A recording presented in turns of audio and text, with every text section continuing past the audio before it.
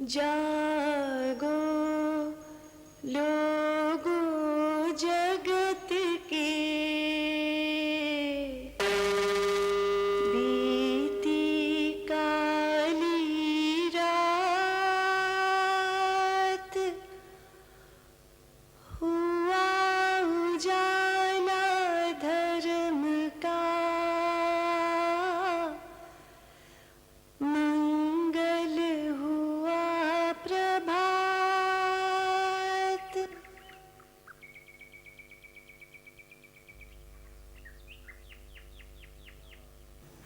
शांति प्रेमी सज्जनों, सन्नारियों, शांति किसे नहीं चाहिए? सभी तो अशांत हैं, सभी तो बेचैन हैं, सभी दुखियारे हैं। किसी को किसी बात का दुख, किसी को किसी बात का दुख। आज एक बात का दुख तो कल किसी और बात का दुख। कितने दुखों में से जीवन गुजरता है। कोई अनचाही बात हो गई या कोई मनचाही बात नहीं हुई, उसमें कोई बाधा उपस्थित हो गई तो कितनी उदासी, कितनी निराशा, कितनी मायूसी। और यही नहीं, भीतर ही भीतर कितनी छटपटाहट, कितनी चिड़चिड़ाहट। और यही नहीं, कितना क्रोध जगाते हैं, कितना द्वेष जगाते हैं, कितनी दुर्भावना जगाते हैं। इस व्यक्ति की वजह से मेरी मनचाही नहीं हुई, इन लोगों की वजह से मेरी मनचाही नहीं हुई। द्वेष ही द्वेष, दुर्भावना ही दुर्भावना। और जब जब द्वेष जागता है, दुर्भावना जागती है, व्याकुलता जागती है, दुख जागता है। अरे भाई, जीवन में अनचाही भी होने ही वाली है। मनचाही कभी होगी, कभी नहीं होगी, अधिकतर तो नहीं ही होगी। क्योंकि अनचाही की तो कोई सीमा, मनचाही की कोई सीमा नहीं। एक मनचाही पूरी होते ही उसका सुख समाप्त। कोई दूसरी मनचाही अपना सिर उठाने लगे और उसके लिए व्याकुल होने लगे। वो पूरी हुई कि तीसरी अपना सिर उठाने लगी, तो कहां तक मनचाही पूरी होती जाएगी? जीवन में ये उतार चढ़ाव, जीवन में ये ज्वार भाटे, जीवन में ये बसंत पतझड़ आते ही रहने वाला है। ये सब होते हुए भी हम कैसे अपने मन की समता कायम रख सकें, मन का संतुलन कायम रख सकें, मन को मैला नहीं होने दें, विकारों से विकृत नहीं होने दें। यही तो धर्म है। और धर्म क्या होता है भला? यही समता का धर्म धारण करना सीखें। सुख ही सुख, शांति ही शांति। जो गृह त्यागी हैं, साधु हैं, सन्यासी हैं, मुनि हैं, भिक्षु हैं, गृह त्यागी पादरी हैं, साध्वियां हैं, अरे उन्हें तो करना यही है। और करना ही क्या है? इसी के लिए तो घर छोड़ा। लेकिन अपने अनुभव से जानता हूं और अनेकों के अनुभव से स्वीकार करता हूं कि हम गृहस्थों के लिए तो धर्म बहुत ही आवश्यक है, बहुत ही अनिवार्य है। गृहस्थ हैं तो कितनी जिम्मेदारियां लिए चलते हैं। पारिवारिक जिम्मेदारियां, सामाजिक जिम्मेदारियां, राष्ट्रीय जिम्मेदारियां, जिम्मेदारियां ही जिम्मेदारियां, और जीवन में कितनी कठिनाइयां आती हैं। उन जिम्मेदारियों को पूरा करने में कितनी कठिनाइयां आती हैं। हमारे लिए तो मन का संतुलन अत्यंत आवश्यक है। हमारे लिए तो मन की समता अत्यंत आवश्यक है। हमारे लिए तो धर्म धारण करना अत्यंत ही अनिवार्य है। सुख शांति धर्म में ही मिलती है। लेकिन आज के भारत के परिवेश में, बल्कि यूं कहें सारे विश्व के परिवेश में,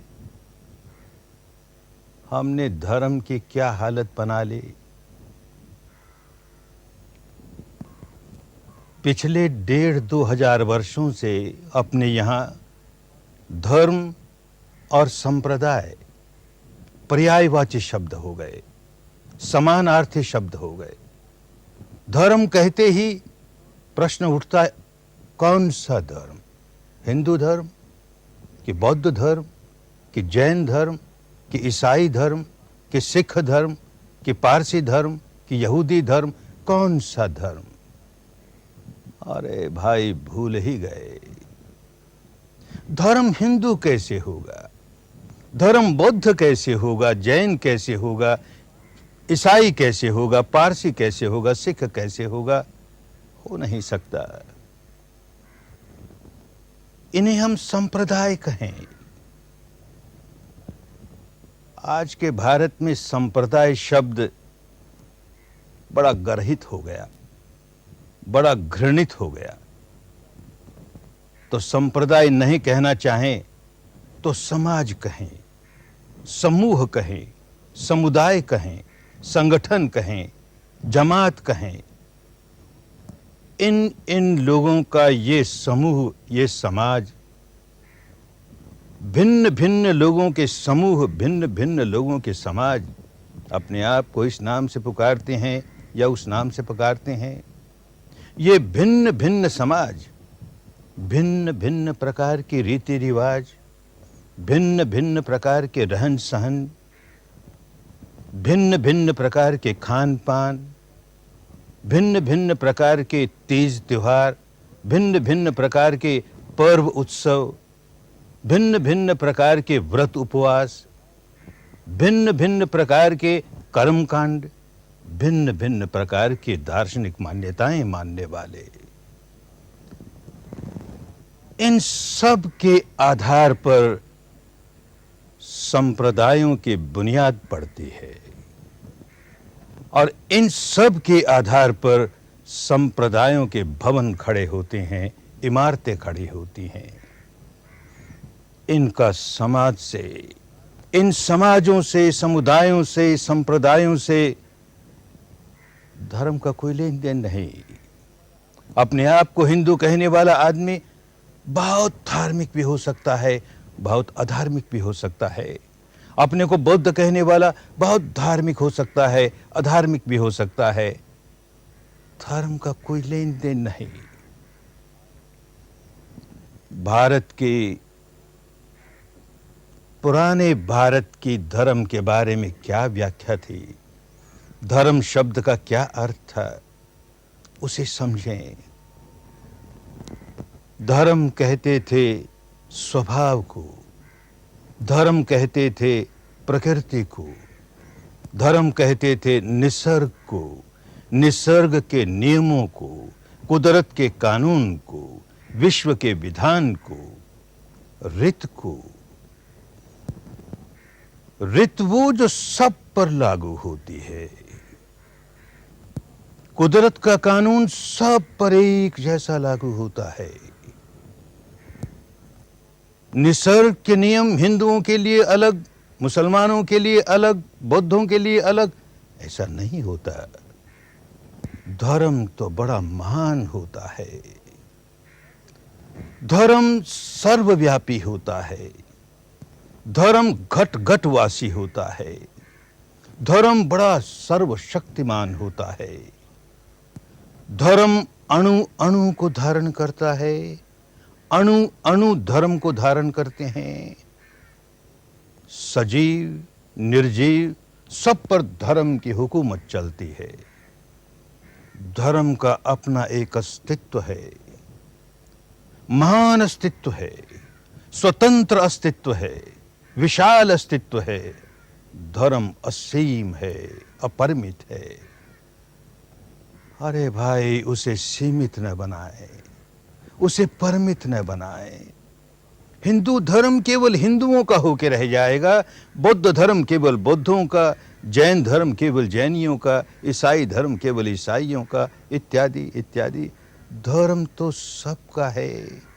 धर्म सार्वजनीन होता है, धर्म सार्वदेशिक होता है, धर्म सार्वकालिक होता है, धर्म सनातन होता है। धर्म को इन बैसाखियों की जरूरत नहीं है, इन खपच्चियों की जरूरत नहीं है। धर्म को इन सहारों की जरूरत नहीं है। इन बैसाखियों को दूर करें।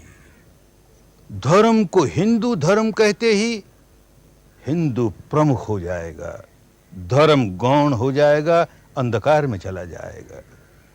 धर्म को बौद्ध धर्म कहते ही बौद्ध प्रमुख हो जाएगा, धर्म गौण हो जाएगा, अंधकार में चला जाएगा। धर्म को मुस्लिम धर्म के, ईसाई धर्म के, सिख धर्म की, यहूदी धर्म की, पारसी धर्म, इस तरह के नाम लगेंगे तो धर्म गौण हो जाएगा, अंधेरे में चला जाएगा। यही हुआ। धर्म भूल गए, धर्म का सही अर्थ भूल गए, तो उसे धारण कैसे करेंगे? और धारण नहीं करेंगे तो उसका लाभ कैसे मिलेगा? आज ये धर्म शब्द भी कितना दूषित हो गया। समझदार लोग जब धर्म की बात करते हैं तो कहते हैं छोड़िए, ये धर्म की बात छोड़िए, कहाँ धर्म में शांति? अरे धर्म की वजह से तो इतनी अशांति, इतनी लड़ाई, इतने झगड़े, इतने विवाद, इतने विग्रह, इतनी तू मैं और इतनी मारपीट, इतनी हत्याएं, इतना खून खराबा, इतनी आगजनी।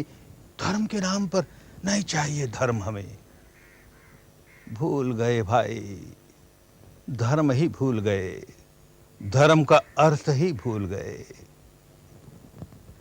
धर्म का अर्थ होता है स्वभाव।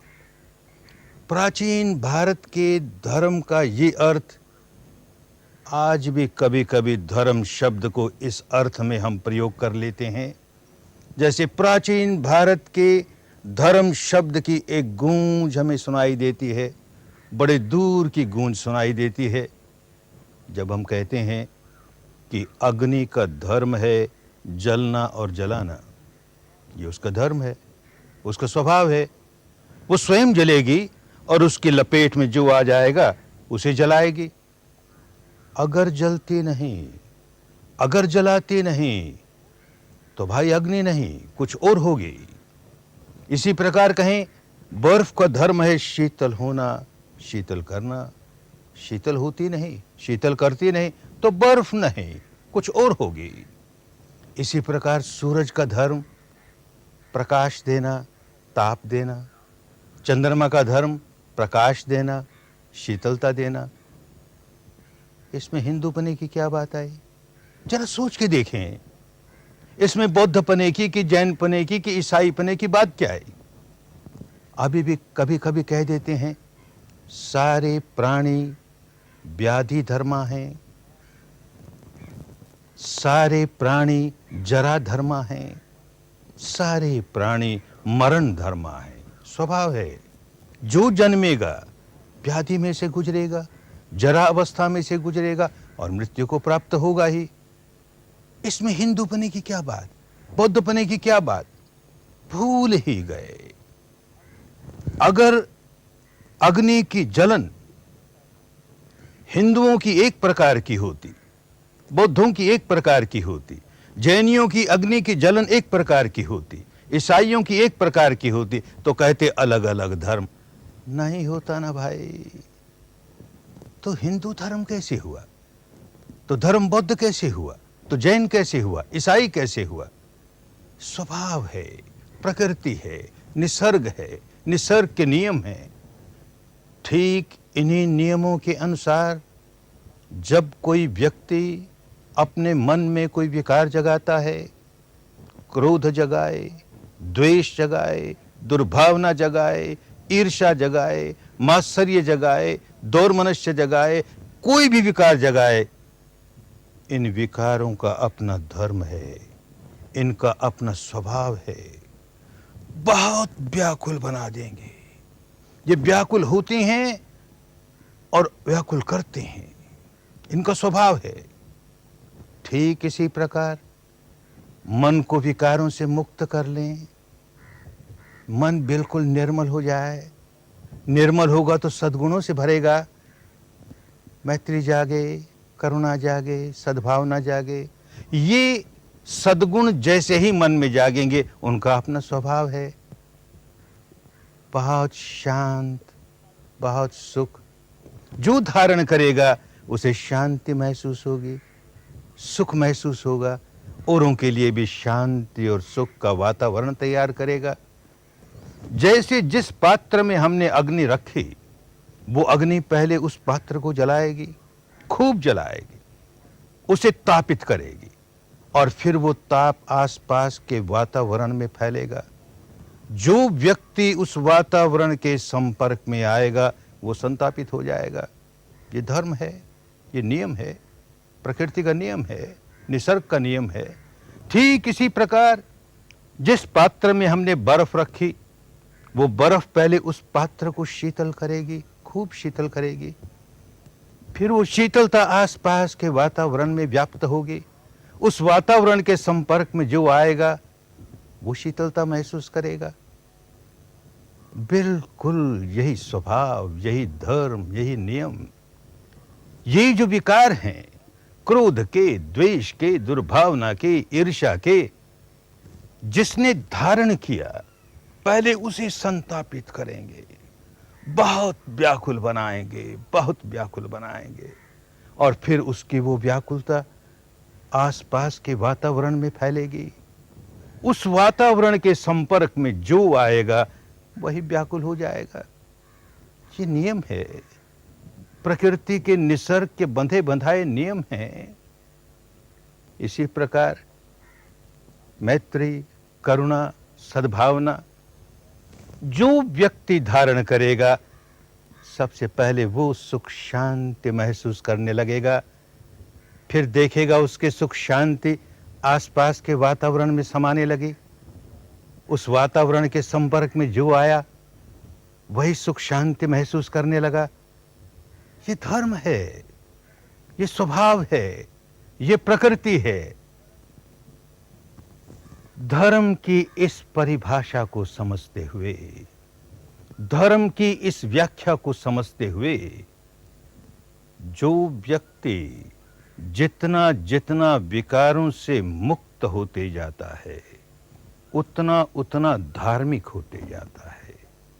जो व्यक्ति अपने मानस को जितना जितना विकारों से मैला करता है, वो व्यक्ति उतना उतना अधार्मिक होते जाता है। जितना जितना धार्मिक होते जाता है, उतना उतना सुख शांति महसूस करने लगता है, और जितना जितना अधार्मिक होते जाता है, उतना उतना दुख संताप भोगता है।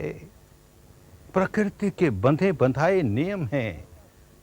मैंने क्रोध जगाया, द्वेष जगाया, दुर्भावना जगाई, प्रकृति मुझे तुरंत दंड देगी, देर नहीं करेगी, तत्काल दंड देगी।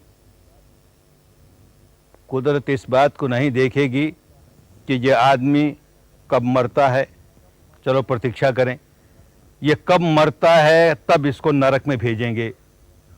एक आदमी अपने भीतर बहुत मैत्री, करुणा, सद्भावना जगाता है, तो कुदरत ये नहीं देखती कि ये कब मरे और कब इसको स्वर्ग पहुंचाऊं। अरे यहीं इसी क्षण नारकीय अग्नि में जलने लगेंगे। क्रोध जगा के देखें, द्वेष जगा के देखें, दुर्भावना जगा के देखें, अभी हमारे लिए नरक तैयार हो गया। मैत्री जगा के देखें, करुणा जगा के देखें, सद्भावना जगा के देखें, अभी स्वर्गीय सुख भोगने लगे, अभी ब्रह्मी आनंद भोगने लगे, यही फल मिलता है, अभी मिलता है। धर्म के ये नियम, निसर्ग के ये नियम, जो व्यक्ति जितनी जल्दी समझ जाता है, धर्म के रास्ते चलने लगता है, अपना भी मंगल साध लेता है, औरों के मंगल में सहायक हो जाता है।